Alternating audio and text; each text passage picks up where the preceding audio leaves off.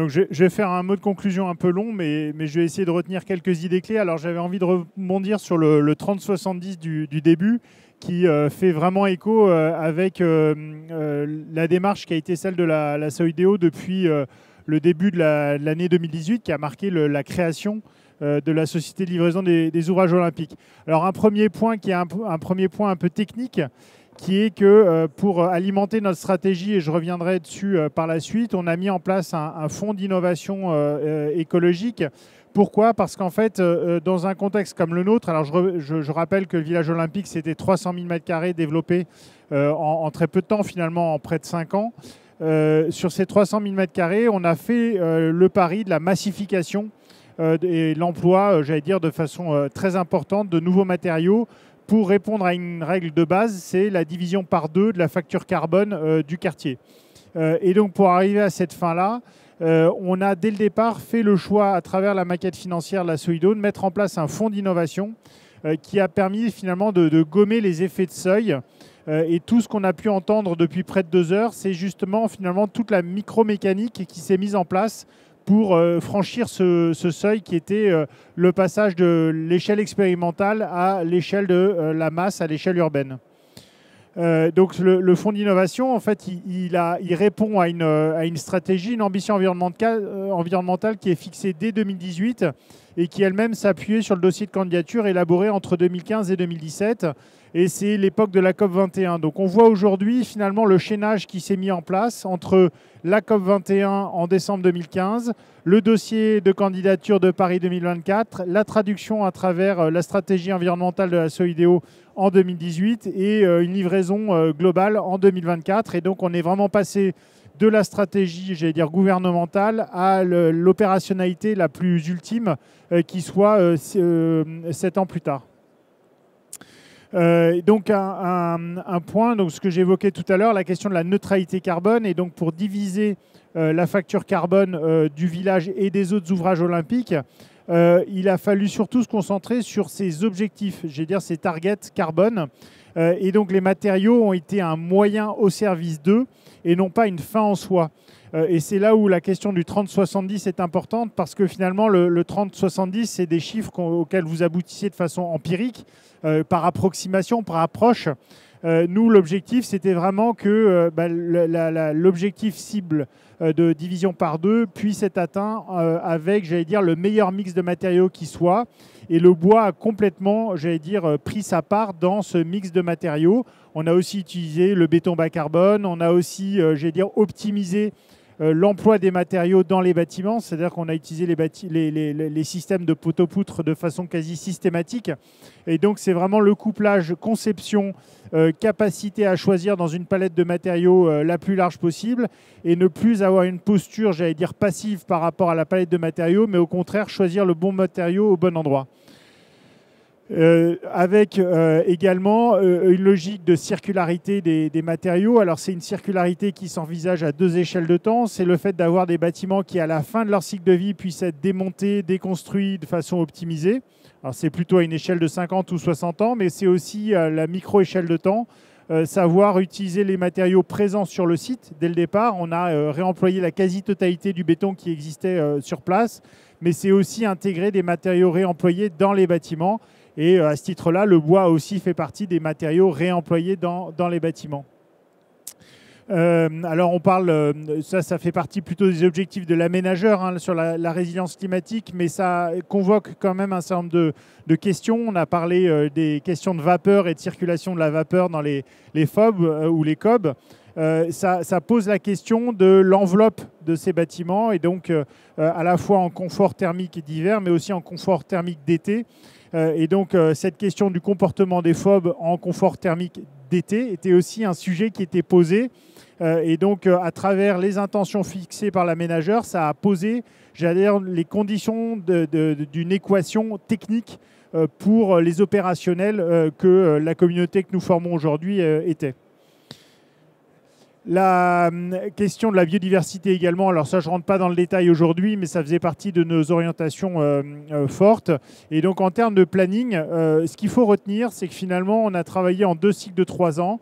Le premier 2018-2021, qui a été vraiment la phase, j'allais dire, de développement, d'obtention des autorisations administratives, mais ça a aussi été la phase d'élaboration des permis de construire. Et donc l'année 2020 a été une année extrêmement dense pour l'ensemble des acteurs qui ont travaillé sur les bâtiments du village.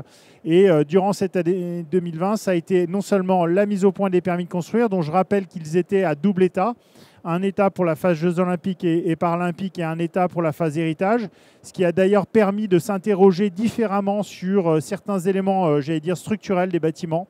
Il y a des choix qui ont dû être faits parce qu'il y avait un état jeu et un état héritage, et ce qui permet de se réinterroger sur les éléments vraiment essentiels des bâtiments.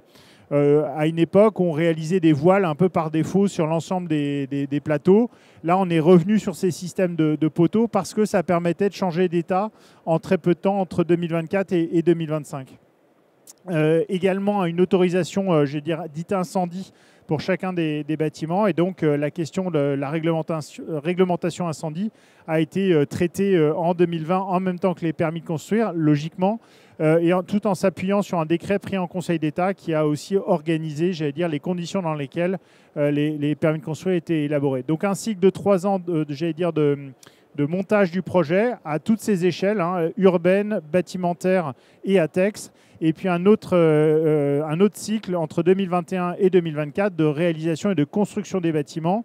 Et une de nos grandes forces, mais qui a aussi été une vraie contrainte, ça a été de sortir les 300 000 m² d'un seul coup, donc ce qui a permis de créer la masse et de tendre la perche aux filières, dont la filière bois, qui a, grâce à la massification du village, pu investir dans un certain nombre d'outils industriels, pu investir dans les ATEX, et c'est ce qui a également permis de passer cet effet de seuil que représentait notamment la diversification des matériaux sur les façades à travers tous les projets de FOB qui ont été développés sur le village olympique et paralympique.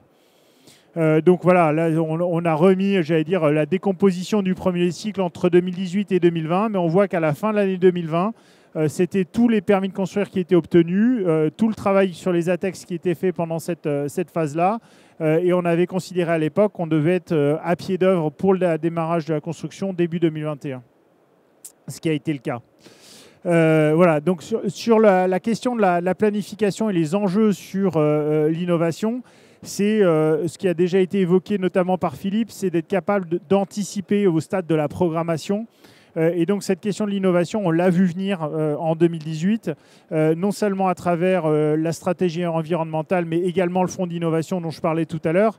Et donc c'est quelque chose qu'on a mis sur les fonds baptismaux très tôt, sans forcément avoir une idée très précise de comment on allait, mettre en œuvre ce fonds d'innovation, suivre à travers un comité d'innovation dédié qui s'est constitué quelques mois plus tard. Mais le fait qu'un maître d'ouvrage anticipe cet aspect-là est absolument crucial. Ce qui veut dire que si le maître d'ouvrage anticipe a fortiori à l'échelle urbaine, il pousse le maître d'ouvrage bâtimentaire à l'anticiper lui-même. Et donc ça permet quelque part de structurer la chaîne de valeur pour être certain d'arriver jusqu'au bout. Et donc ça a été vraiment un maître mot. Et le fait que l'aménageur se saisisse lui-même de ce sujet de l'innovation, ça a permis aussi de mettre de l'huile dans des rouages, c'est-à-dire qu'il était plus facile pour la Solideo d'interpeller le CSTB à l'époque que chacun des maîtres d'ouvrage bâtimentaires pris isolément. Donc il y a vraiment eu une force de collectif et on a joué un rôle, de plateforme de projet où on n'était pas forcément décisionnaire in fine à l'échelle du bâtiment, mais on a vraiment joué un rôle d'agrégateur. Et puis, le fait d'identifier les freins, typiquement, la question des ATEX sur les façades, on l'a très vite vu venir en début d'année 2020. Alors, c'était juste avant le Covid. Quand on a commencé à préparer les permis, j'ai vu, tous les voyants s'allumer au orange-rouge sur tous les sujets de façade sur l'ensemble du village. Et c'est le moment où, en fait, on a saisi le CSTB, on a joué un rôle, de plateforme de travail commune pour justement structurer une démarche d'ensemble et pas traiter les ATEX de façon isolée. Et donc, le guide, à l'époque, qui a été constitué en 2 étages, quelque part, un socle commun pour l'ensemble des maîtres d'ouvrage sur le village, et puis une dimension propre à chacun des projets. Et donc c'est vraiment là où on voit l'intérêt d'une prise en compte du sujet par l'aménageur, avec une configuration d'aménageur un peu particulière. C'est-à-dire qu'on avait quand même une direction de l'innovation qui était quand même très charpentée et qui a, j'allais dire, appuyé les opérationnels et aménageurs que nous étions au quotidien pour arriver à ce résultat-là. Mais ça suppose quand même que ce modèle-là puisse être reproduit dans d'autres structures d'aménagement françaises pour interpeller de façon très forte j'allais dire les structures dont on a besoin pour conduire cette innovation. Alors, les guides ont largement été évoqués par le CSTB précédemment et puis par les contrôleurs techniques. Mais on est très fiers de pouvoir, en 2025, j'allais dire, capitaliser sur toute cette expérience, qui est une expérience pour le coup immatérielle. C'est pas, j'allais dire, un bâtiment en plus, mais ça permet à l'ensemble de la filière, j'allais dire, de passer un cap. Et donc, ça faisait vraiment partie de nos objectifs au début de la Solideo. Ça fait partie de notre feuille de route côté Solideo en 2025, qui est de valoriser toute l'expérience accumulée.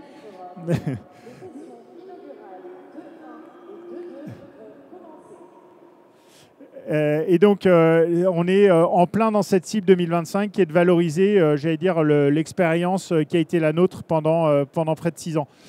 Donc, on a un aspect là à travers les guides sur les façades. On en aura d'autres. On a notamment fait un retour d'expérience sur les questions environnementales de façon plus large, téléchargeable sur notre site internet, et donc qui remet en perspective cet aspect-là parmi d'autres.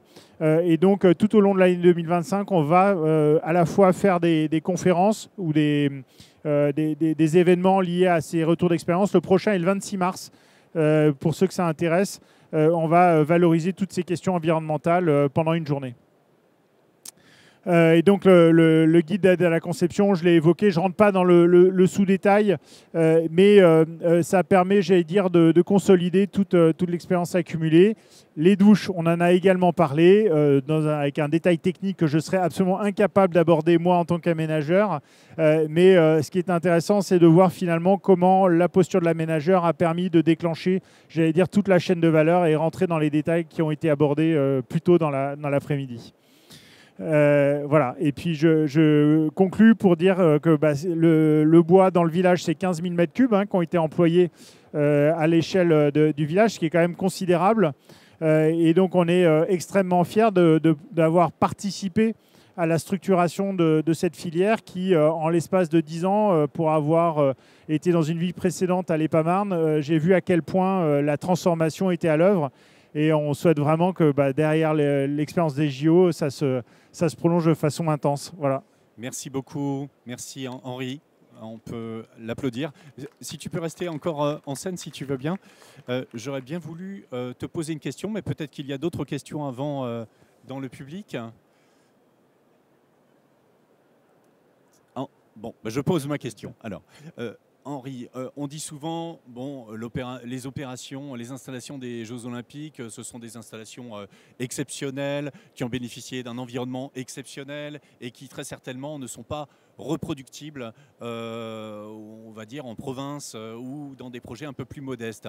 Est-ce qu'on peut tordre le cou à cette idée peut-être un petit peu réductrice?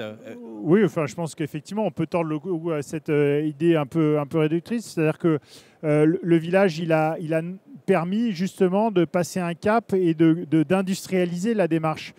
Donc l'industrialisation, le propre de l'industrialisation, justement, c'est aussi de pouvoir réduire les coûts à la sortie de l'opération qui a, j'ai dit, créé ou qui a effacé l'effet de seuil. Donc je pense que c'est vraiment l'intérêt du village, c'est d'être passé de l'expérimentation à la massification. Et l'héritage des Jeux Olympiques et Paralympiques, c'est cette massification. Et quand on parcourt, j'allais dire, la galerie avec les projets architecturaux qui sont présentés, on voit à quel point les projets des Jeux ont marqué les différentes agences d'architecture qui exposent leurs projets. Et je pense que cette question de la massification, elle est, j'allais dire, c'est un peu le nœud gordien pour la suite. C'est de réussir à, j'allais dire, à optimiser ces flux de production dans la filière. Voilà. Et donc, je pense vraiment que c'est la suite logique des Jeux Olympiques et Paralympiques. Merci beaucoup. Il y a une question. Est-ce que vous avez prévu de parler de ce sujet-là au niveau du réseau national des aménageurs et de partager et peut-être d'expliquer ce que vous avez très bien dit sur la nécessité d'anticiper, de s'impliquer et comment justement certains aménageurs de taille beaucoup plus modeste peuvent s'inspirer de ce qui a été fait par ce vidéo? Alors, on est très présent au Club Ville et Aménagement, un peu moins RNA, mais bon, enfin, les acteurs sont assez proches. Ce qui est sûr, c'est qu'on fait une forme de prosélytisme sur la façon de conduire l'opération. Je pense que la quasi-totalité des grands aménageurs publics français sont passés sur le village olympique et paralympique, soit en phase de chantier, soit récemment. Donc on partage largement notre expérience avec nos confrères. Donc je pense qu'il y a nécessairement des choses qui vont être retrouvées chez d'autres. Après, il y a peu de très grandes opérations qui actuellement sont en train de se mettre sur les fonds baptismaux. Donc c'est plutôt des opérations de taille plus petite. Mais j'ai des exemples notamment à Nantes où les schémas d'organisation des aménageurs sont assez proches des nôtres. Voilà. Donc ça a déjà commencé à essaimer et on échange régulièrement.